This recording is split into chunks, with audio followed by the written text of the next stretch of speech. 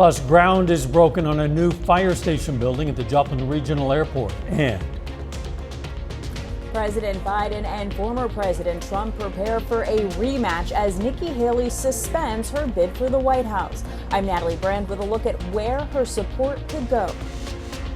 The 4 states' most watched news starts now. A chase in Cherokee County, Kansas leads to a manhunt in Jasper County, Missouri, all in connection with a stabbing death. This is KOAM News at 5. I'm Dow Quick. This is a still developing story. Law officers at this moment have surrounded a property on the 1100 block of Malang Road, west of Joplin. They've been using a bullhorn in an attempt to communicate with anyone who might be inside. This all began with a car chase in Cherokee County, Kansas around noon today, reaching speeds of up to 120 miles an hour. Authorities say that chase was connected with the weekend stabbing death of a Carl Junction man, Seth Langford. The car crossed into Jasper County, Missouri, and officers lost it near 7th and Malang, and that's where authorities from the Joplin PD and Jasper County SWAT team are right now. Our reporter Shannon Becker is on the scene watching for updates. Pittsburgh State University and Kansas City University Joplin announced a new partnership. The Accelerated Medical Path undergraduate program saves 1 full year of tuition and fees for students, allowing them to get into the workforce 1 year earlier. KOAM's Fernanda Silva joins us live from PSU with details. The universities announced their partnership in a press conference today. The program provides PSU students automatic interviews to KCU Medical School. High school seniors and students who have not yet completed their first semester at PSU can apply to the program. PSU hopes to have the first cohort in the fall.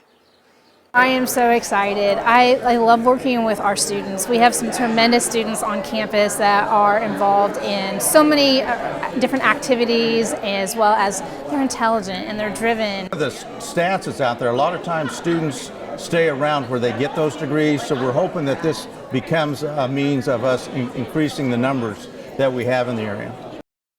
According to PSU, the cohort will include up to 35 students. In Pittsburgh, Fernanda Silva, KOAM News. All right, I know people can go to our website, KOAMnewsnow.com, for more details. Fernanda, thanks. The Joplin Regional Airport is moving forward with establishing a new aircraft rescue and firefighting building. It'll house 2 ARFF trucks. The current building sits at the south end of the airport. This new one is going to be near the control tower, saving about 2 minutes of reaction time to emergencies, according to airport officials. In fact, we have a mandated time limit to react to any incident on the field. So this facility here, being centrally located, will have the ability to react much quicker to anything that happens on the field than where we are now. The airport's snow removal equipment will also be housed in that new building. Let's check in with Chief Meteorologist Doug Heddy for a first look at the weather. Well, it's actually turned out to be a pretty good Wednesday for us today. We had the clouds during the morning, sunshine during the afternoon. Temperatures have warmed up. We're sitting into the 60s, a pair of 63s. Joplin, also Pittsburgh. Of course, the roads are on the dry side for now. We are going to get some thunderstorms in here later on tonight. Most of us 63, 64, a little bit warmer once you get down into northeastern parts of Oklahoma. Through the evening, slide back through the 60s, 50s. Thunderstorms start popping up after midnight tonight. Now, there's nothing really going on now, but we'll start to see some thunderstorms developing out to our west later on tonight and really start to push in. But if you're going to be out this evening, nice and quiet, but after 2, 3, 4 o'clock, we start to get thunderstorms erupting across the region. So we're going to be talking more about this here in just a bit. See you soon.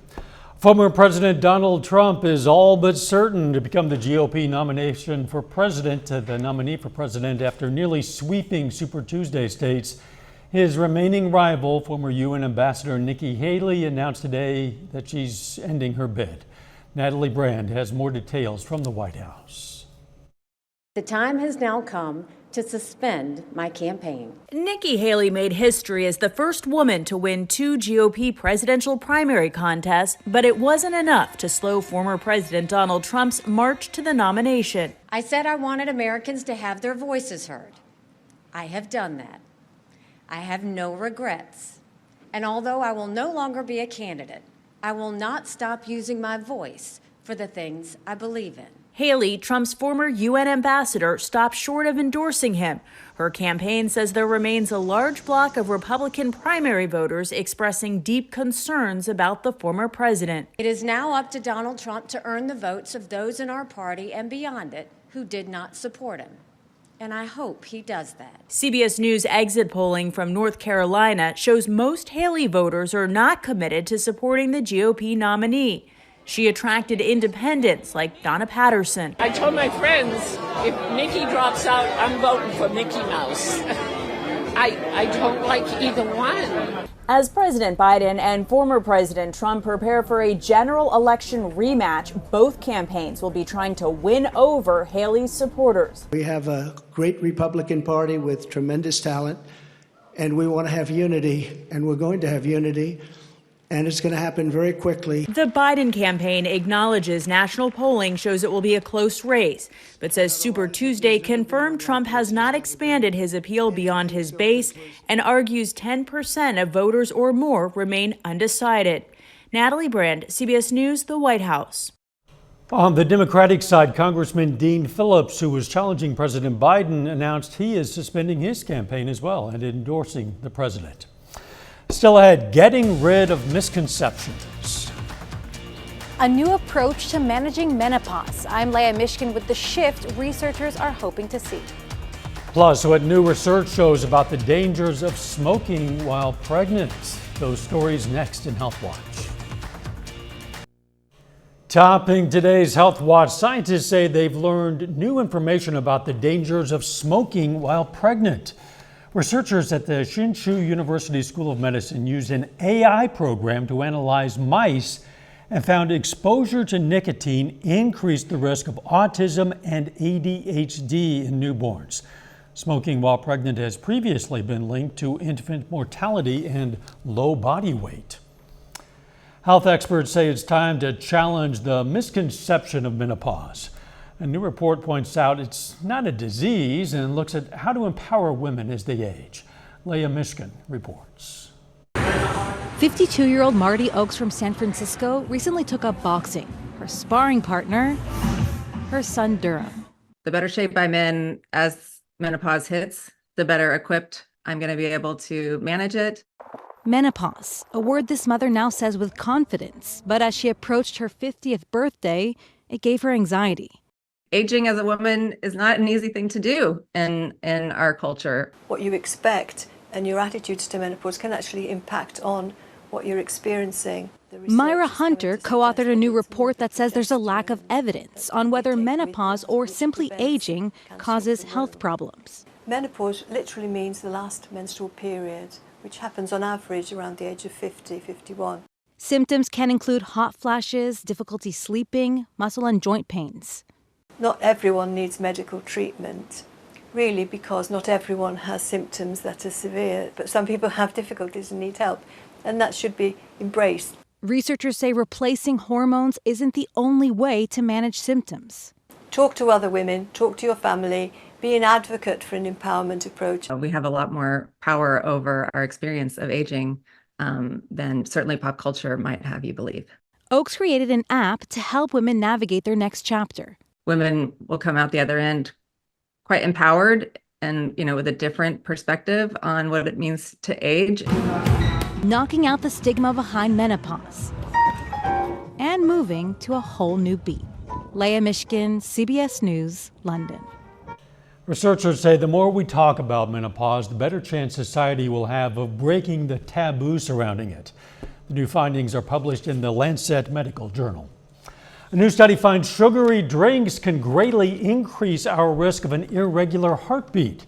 The research published in Circulation found people who drink 2 liters of sweetened drinks a week were at a 20% greater risk for atrial fibrillation. But people who drank unsweetened orange juice or vegetable juice saw an 8% decrease in their risk. BMI, or body mass index, has long been used as a measure of obesity, but new research finds that in children, waist circumference and height measurements are more accurate and cheaper. A study found measuring children's waist circumference to height ratio detected excess fat better than a BMI measurement. And that is a look at today's health news. A little bit later, our pet vet on call. Hi, I'm Dr. Eva Dudek from Parsons Pet Hospital. Coming up, we're going to tell you how to safely fertilize your lawn and not hurt your pet. Plus, we're going to be tracking some thunderstorms later on tonight. We're going to look at that coming up.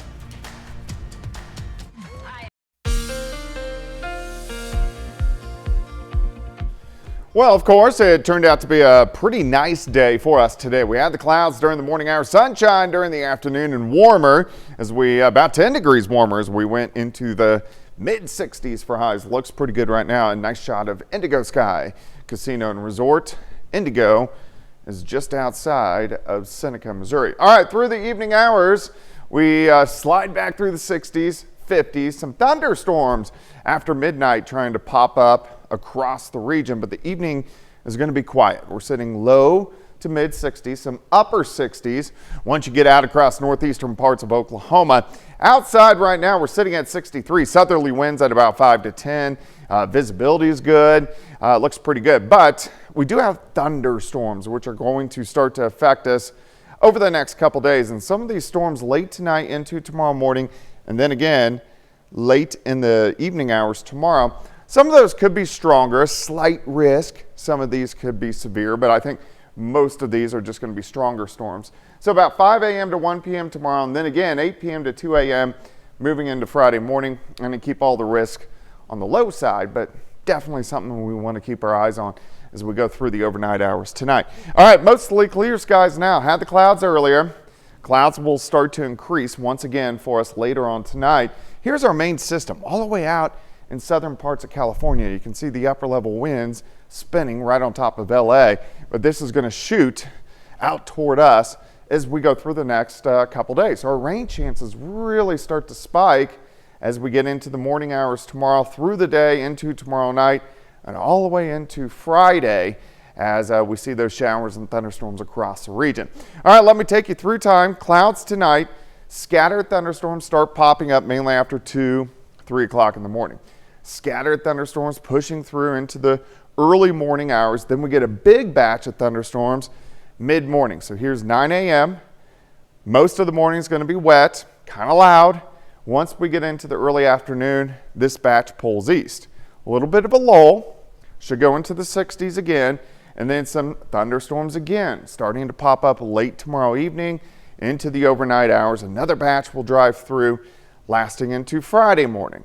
And then once we get into Friday, the colder air will start to sink in, but we're going to have periods of showers, especially during the afternoon, maybe a little bit of thunder, and then these will slowly roll out of here by the time we head into Saturday morning. We can't even rule out a few flakes of snow trying to pop in Friday night into Saturday morning. But widespread rain, which is good. We need it. A lot of areas are going to pick up 1 to 2 inches of rain, maybe some isolated higher amounts. So your day planner tomorrow, we will get up to 63, but periods of showers and thunderstorms as we go through the day. 61 on Friday, cooler Saturday. Don't forget, early Sunday morning, clocks, they spring forward an hour, so the sun won't set until about 7:30 on Sunday evening, which is going to be nice. And then thunderstorms again next Wednesday, Thursday, and Friday. We will lose an hour of sleep this weekend, but I think that's a small price to pay for an extra hour of evening daylight. Hey, we had a leap year, so we gained a day. There you go. Looking at the bright side. I guess that's the bright side. I'll have to do the math and figure out what that means for my sleep. But thanks, Doug. Coming up, we're going to learn about the scams that stole the most money from Americans last year. Topping today's Consumer Watch, the Federal Reserve is in no rush to cut interest rates. That's according to Fed Chair Jerome Powell's written testimony submitted to congressional lawmakers. The sentiment means more pain for Americans who have already faced almost 2 years of elevated borrowing costs on everything from car loans to mortgages. Fewer people are quitting their jobs. The federal government found the quits rate, or the number of people quitting as a percentage of total employment, was 2.1% in January. That's the lowest reading since August of 2020. Scams are growing and people are losing more money. A new report from the Better Business Bureau shows losses increased 27% in 2023 compared to the previous year. Christine Lazar shows us the scam taking the most money. At my age, I do not have a second chance. 80-year-old Alice Lynn was suicidal after she lost her life savings, $720,000, to a crypto scam. Then I was in shock. Then I was thinking to kill myself. A new report from the Better Business Bureau says the riskiest scams in 2023, meaning the ones where you could lose the most money, were cryptocurrency and investment scams, beating out online purchasing scams, which topped the list the past few years. The median dollar loss for those scams was $3,800, as opposed to an online shopping scam where the median loss was only $71. The BBB's Melanie McGovern says in a crypto scam, victims are often approached on social media.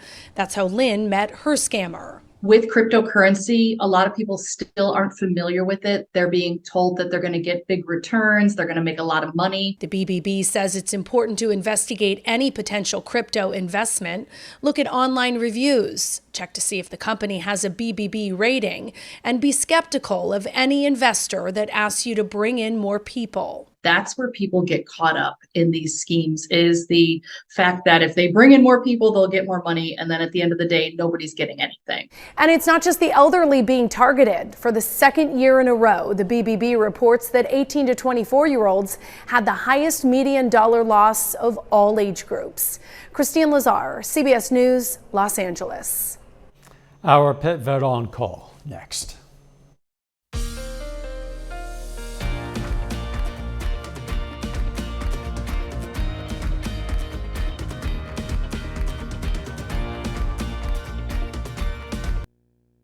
Up next on the CBS Evening News, how one airport is testing out self-service security lines. Then on KOAM News at 6, we're going to have more on that new partnership between Pitt State and KCU Joplin. Plus, the Boys and Girls Club of Ottawa County, Oklahoma has a brand new facility. And it's time for high school state basketball in Kansas. We're going to break down all the matchups involving our local teams. Stay with us for the CBS Evening News and then KOAM News at 6. As we approach the official start of spring this month, a lot of us are preparing our lawns and gardens for growing season. Well, today's question for our pet vet on call: can lawn fertilizer harm my pets? Yes, it can, but most of them are really quite safe unless you have that little goofus that has OCD and goes out and licks up a bunch and poisons himself that way. The best way to do lawn fertilizers is to do them right before rain, or hose your lawn down so that the fertilizer seeps into the ground, and then wait a good 24-36 hours when it's completely dry, and then you're perfectly safe. Hey, we invite questions from anyone. If you have a question, you just send it to PetVet, KOAMTV.com. Dr. Eva Dudek from the Parsons Pet Hospital answers a different question or brings us a fun fact every Wednesday right here, KOAM News at 5. You can also find answers to previous questions on our website. All right, let's check out our picks of the litter for the week, both from the Joplin Humane Society. First, we have Maxine. The shelter says she's a black Labrador Retriever puppy. And then we have Nudgeons, an adult male short-haired cat. Both of them cute pets. If you're looking for a pet, why not at least check out your local Humane Society? They have lots and lots of them all across the area. We need some rain. We're going to get some rain. Yeah, we are. Showers, thunderstorms late tonight rolling in, and then periods of thunderstorms, especially in the morning hours tomorrow. High temp 63, 61 on Friday, clearing out but cooling down as we head into the weekend. Thanks for joining us. The CBS Evening News is next. And of course, we're going to be right back here for KOAM News at 6. See you then. Let's make it a great evening.